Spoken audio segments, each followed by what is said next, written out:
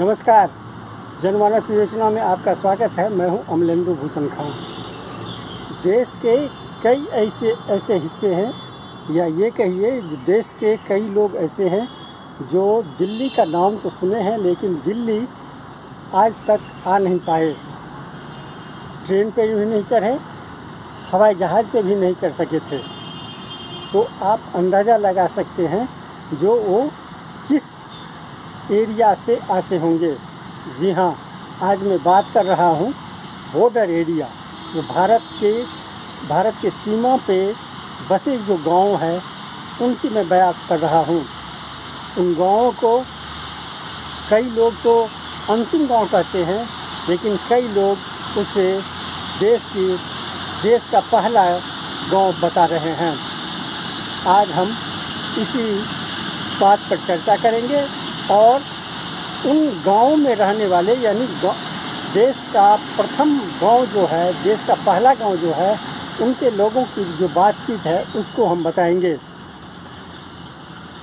जी हाँ, vibrant village, Bharat सरकार vibrant village के नाम से एक कार्यक्रम चला रही है, जो सीमावर्ती गांव जो है, देश का पहला गांव या अंतिम गांव कहिए, उनके लोगों को दिल्ली के भारत के स्वतंत्रता दिवस के अवसर पर शामिल करने के लिए, या दिल्ली को दिखाने के लिए, राष्ट्रीय राजधानी दिखाने के लिए, आम जनता से मिलाने के लिए उन ऐसे लोगों को यहाँ दिल्ली लाया गया है। और वे लोग जो अपनी व्यथा सुना रहे हैं, अपनी गाथा सुना रहे हैं, वह काफ़ी चौंकाने वाले हैं। और इसी को लेकर के आदिवासी एवं जनजातीय मंत्री अर्जुन मुंडा ने कुछ कहा और लोगों की बात को सुना, वो मैं आपको सुना रहा हूँ। गांव के रूप में चिन्हित गांव से आए हुए सभी सरपंचगण और उनके परिवार के सदस्यगण, और इस अवसर पर हमारे साथ मंच में और आप सभी संभ्रांत नागरिक, मुझे इस बात की बेहद प्रसन्नता है कि भारत के ऐसे स्थानों से अपनी मिट्टी की महक को लगातार बरकरार रखते हुए भारत के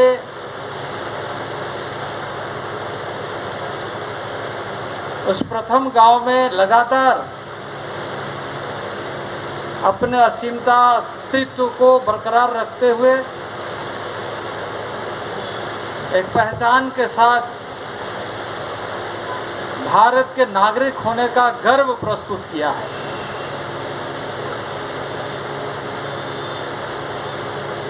और आज आपके साथ संवाद करने का, मिलने का मौका इस रूप में मिल रहा है कि जहां आज़ादी के 77वें वर्षगांठ पर, स्वतंत्रता दिवस पर आप खास तौर से भारत सरकार के माननीय प्रधानमंत्री के और स्वतंत्रता समारोह में भाग लेने के लिए देश की राजधानी दिल्ली आए हैं। और उसी राजधानी में ट्राइबल अफेयर्स, जनजातीय मंत्रालय का कार्य देश भर में कैसे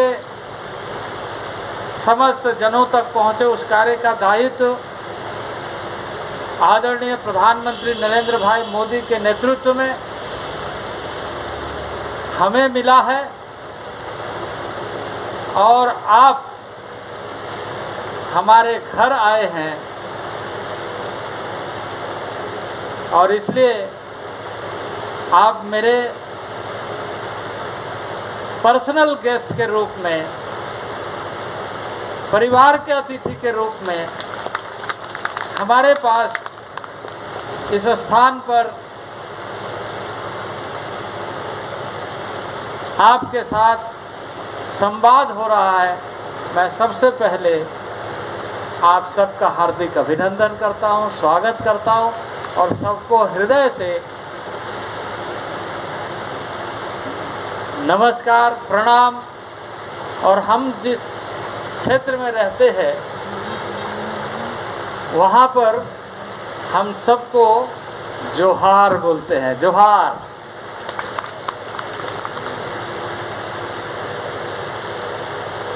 इस स्वतंत्र दिवस के अवसर पर आप सब यहाँ आए हैं, ये न केवल आपके लिए बल्कि हमारे लिए गर्व का विषय है। देश के सरहदों में, देश के सीमावर्ती क्षेत्रों में सदियों से अपनी सांस्कृतिक विरासत को लेकर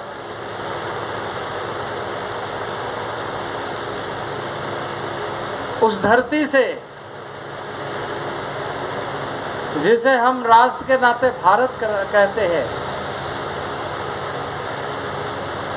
उसे प्यार करते हैं। वो धरती का प्यार जहां पहला दायित्व तो आप निभाते हैं और वह हमेशा, जैसे अभी हमारे प्रदीप जी ने हिमाचल से आए हैं, उन्होंने कहा कि हम वहाँ चौकीदार के रूप में नहीं, चौकीदार के रूप में काम करते। मैं कहूँगा कि आप इस देश के असली मालिक हैं, आप इस देश के असली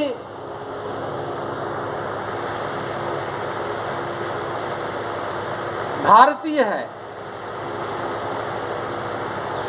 जो आदिकाल से वहाँ विभिन्न परिस्थितियों को मुकाबला करते हुए भारत का तिरंगा ऊंचा रहे, इसके लिए उस धरती को प्यार करते हुए वहाँ जहाँ कि देश के सीमावर्ती ऐसे प्रथम गांवों को, और जैसे हमारी एक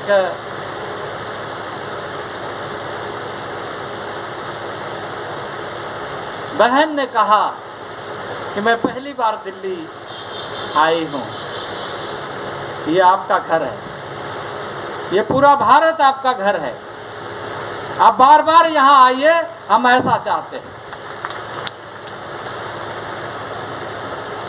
कि भारत सुरक्षा और सुरक्षित महसूस करता है, क्योंकि आप जैसे लोग उन सारे जगहों में अपने अस्तित्व के साथ हमेशा तैयार रहते हैं। माननीय प्रधानमंत्री जी ने कार्य योजना बनाकर ये दायित्व दिया और कई गांव में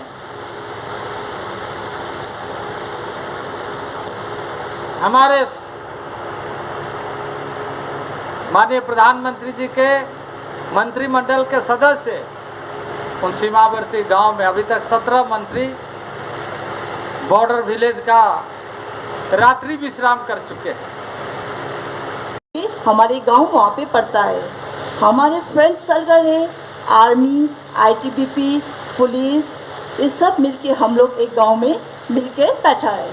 हम सब गांव का जितना भी हमारा जवान लोग है, वो लोग सब आर्मी के मदद में लगे पड़े रहते हैं। जैसे कि डुकला में जो इशू हुआ था, हमारे गांव के सब गांव का जितना भी लोग था वहाँ पे पड़ा हुआ था।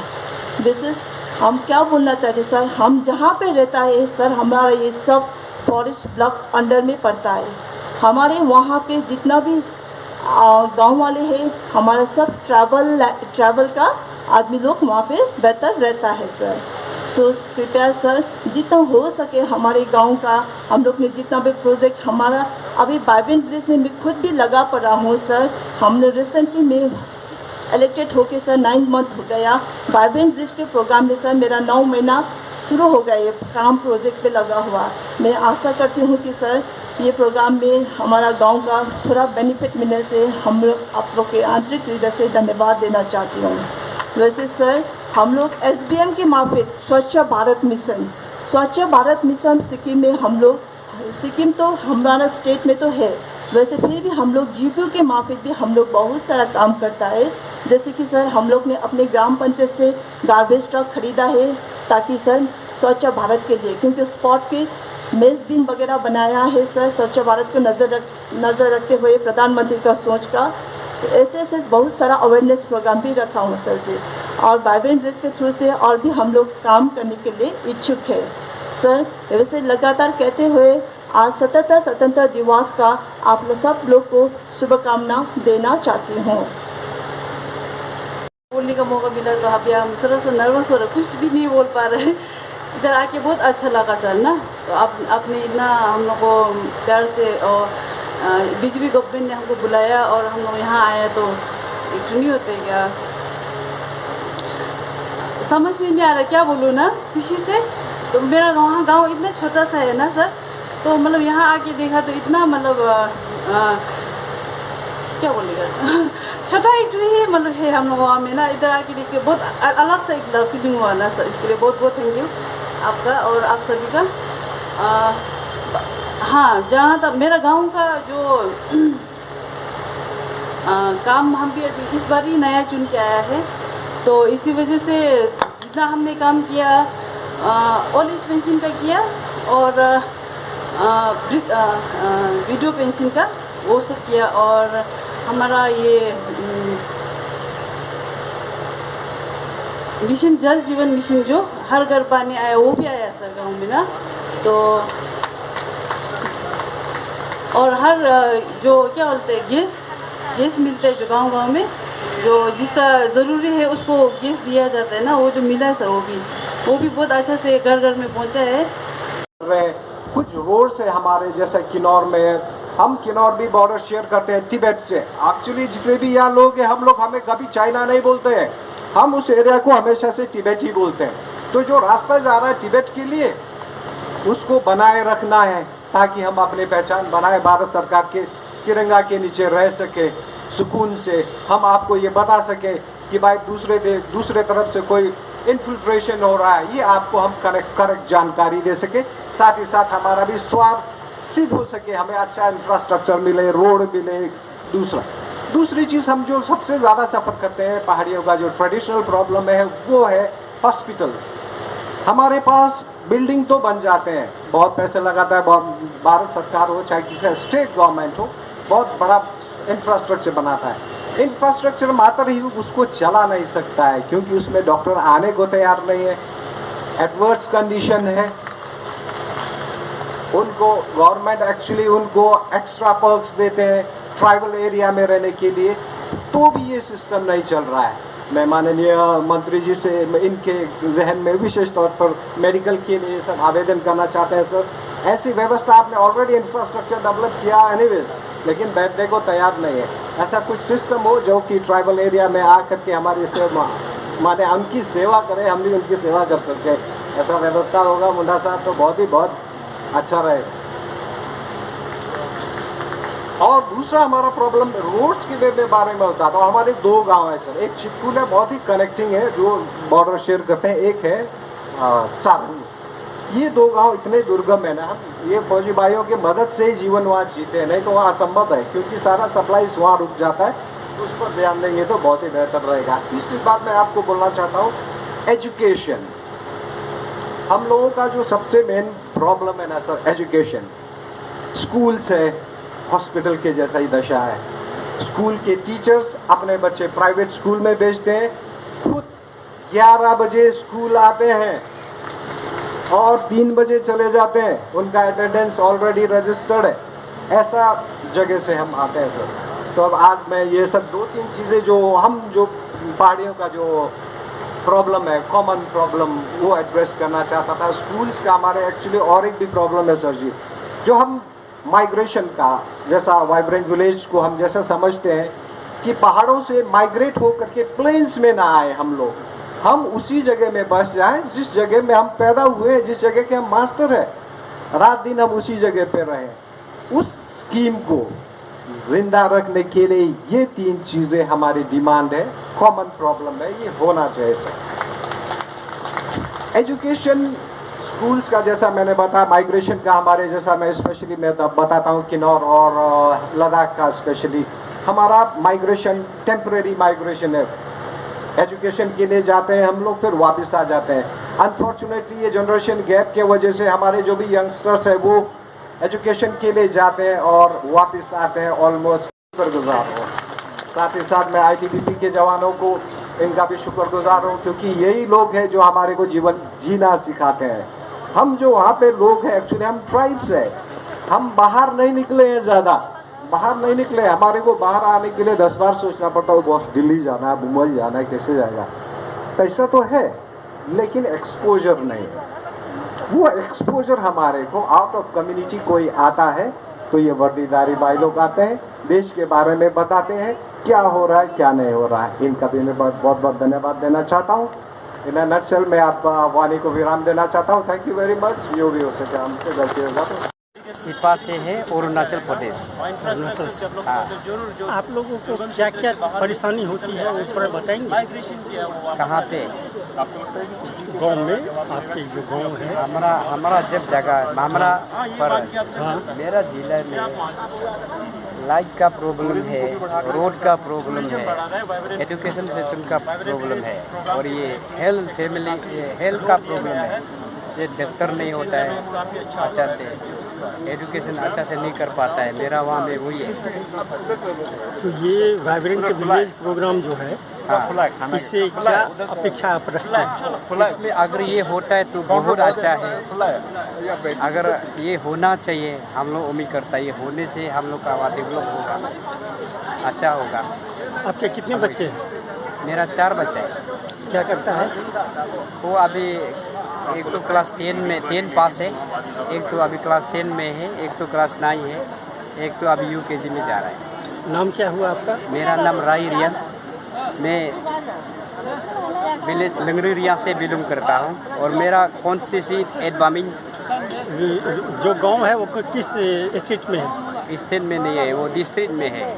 सिपा का अंदर में रहता हूँ। सिपा जो फिर अरुणाचल का अंदर में है। तो आप अपने बच्चे के लिए क्या सोचते हैं? बच्चे के लिए तो बच्चे को पढ़ाना है, लिखाना है, वो सोचता है, लेकिन एजुकेशन सेक्टर में ठीक नहीं है। जहाँ में स्कूल भेजता है वहाँ सब्जेक्ट टीचर नहीं होता है, यही प्रॉब्लम है मेरा। अगर सब्जेक्ट टीचर ठीक होता है तो आराम से वो पढ़ाई में थोड़ा अच्छा होना था। सब्जेक्ट टीचर नहीं होने का कारण से थोड़ा पढ़ाई में कमज़ोर होता है हमारा वहाँ जगह में, वही है। Thank you. नमस्ते, मेरा नाम शिवांग पूर्वा शेरपा, मैं सिक्किम का रहने वाला हूँ और मेरा गांव का नाम है तिंगदा, जो मंगन डिस्ट्रिक्ट में पड़ता है, जो चाइना से करीबन 20 किलोमीटर का डिस्टेंस में हमारा गांव है। तो वैसे हम लोग यहाँ पे दिल्ली आया हुआ है, जो वाइब्रेंट विलेज। इस साल मोदी सरकार ने हमारा जो गांव को वाइब्रेंट विलेज डिक्लेयर कर दिया है, जो वाइब्रेंट विलेज का जो उस एरिया का लोगों का इकोनॉमिक अपलिफ्टमेंट होने के लिए और वहाँ का आर्थिक सुधार और टूरिज़्म के ऊपर थोड़ा सा ध्यान देने के लिए मोदी सरकार ने वाइब्रेंट विलेज डिक्लेयर कर दिया। वैसे हमारे यहाँ पे अभी मोदी सरकार आने के बाद बहुत थोड़ा सा सुधार हुआ है। रोड कनेक्टिविटी, पहले हम लोग के यहाँ पे लैंडस्लाइड ज़्यादा होता था, रोड कनेक्टिविटी नहीं होता था। हफ्ते 15 दिन तक रोड बंद होता था, कभी के लिए खाने के लिए चावल भी नहीं होता था। ऐसे दिक्कत, क्योंकि हमारा एरिया ऐसे जगह है कि हमारा गांव ऐसे जगह में है कि जहाँ पे बारिश ज़्यादा होता है, वहाँ पे खेती उतना ज़्यादा नहीं होता है, बारिश ज़्यादा होता है। तो इसीलिए खेती करने के लिए हम लोग को प्रॉब्लम होता है। लेकिन अभी रोड का जो मेन कनेक्टिविटी अच्छा हुआ है, सो अच्छा होने के बाद क्या होगी, अभी हम लोग को इतना ज़्यादा तकलीफ नहीं है। जो हमारा गांव का युवा लोग है वो ज़्यादातर टूरिज़्म के ऊपर फोकस करता है, टूरिज़्म के ऊपर। और पहले हम लोग का इलेक्ट्रिसिटी का प्रॉब्लम था, अभी वो भी थोड़ा सा सुधार हो गया। अभी हम लोग का मेन प्रॉब्लम यही है कि हमारा प्रॉब्लम क्या है कि हमारा प्रॉब्लम वही है कि जो माइग्रेशन प्रॉब्लम है, जो एक गांव से जो शहर निकलता है और कुछ कोई काम करने के लिए, कोई कमाने के लिए, कोई पढ़ने के लिए जाता है, लेकिन क्या होता है कोई वापस नहीं होता है, वो उधर ही सेटल हो जाता है। अच्छा आदमी लोग बाहर सेटल हो जाता है। एजुकेशन का क्या एजुकेशन तो वैसे तो सिक्किम में तो आप लोग ने सुना ही होगा, उतना ज़्यादा तो प्रॉब्लम नहीं है सिक्किम में। Education quality up to secondary school तक अच्छा है। तो सेकेंडरी स्कूल के बाद हायर एजुकेशन, हायर जो कॉलेजेस के लिए सीनियर सेकेंडरी तक अच्छा है। कॉलेजेस के लिए हम लोग को थोड़ा सा तकलीफ होता है। और अगर सरकार गांव में कोई भी तकनीक का कॉलेज हमारा गांव का नज़दीक में बना दिया तो अच्छा होता है। कॉलेज और हेल्थ हाँ, हेल्थ का ऐसे कि सर हमारे यहाँ पे हेल्थ का सबसे बड़ा हॉस्पिटल सिर्फ सिटी में जाना पड़ेगा, गैंगटॉक, वो बहुत दूर है। और हमारा जो गांव में थोड़ा सा प्राइमरी हेल्थ सब सेंटर वो सब पे वो बहुत छोटा मोटा है, कभी कभी बहुत प्रॉब्लम हो जाता है लोग। लेकिन गांव के 3-4 गांव के लिए एक तो बड़ा सा हॉस्पिटल, अच्छा हॉस्पिटल बनने का प्रॉब्लम नहीं है, हॉस्पिटल बिल्डिंग मिल जाएगा, लेकिन अच्छा डॉक्टर अच्छा, वहाँ पे हेल्थ का जो बेसिक फैसिलिटीज है वो सब मिल जाए तो अच्छा होगा। Thank you. आज के लिए बस इतना ही, हमें दीजिए आज्ञा। नमस्कार। आप मेरे चैनल को ज़रूर लाइक करें और सब्सक्राइब करें। आपका बहुत बहुत धन्यवाद।